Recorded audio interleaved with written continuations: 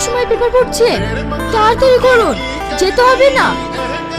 শ্রাবণী, তোমাকে তো ব্যাপারটা বলাই হয়নি, আজকের প্রোগ্রামটা হবে না। প্রোগ্রাম হবে না মানে? ওইদিকে চরম বৃষ্টি, পানিতে প্যান্ডেল থই থই করছে, তাই কিছুক্ষণ আগে ক্লাব কর্তৃপক্ষ ফোন করেছিল, ডেটটা মনে হয় পিছিয়ে যাবে। তাহলে ভালোই হলো, উপরে গেলাম, একটু ঘুমাবো।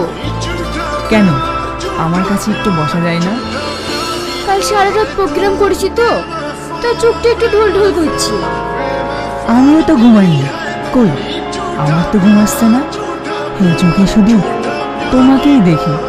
তাহলে কখন ঘুম আসবে বলো? ঠিক আছে, ঘুমাবো না, এবার খুশি তো?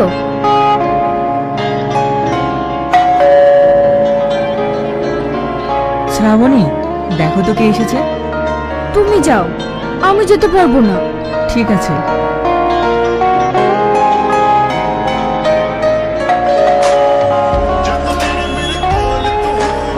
স্যার, শ্রাবণী কেমন আছে?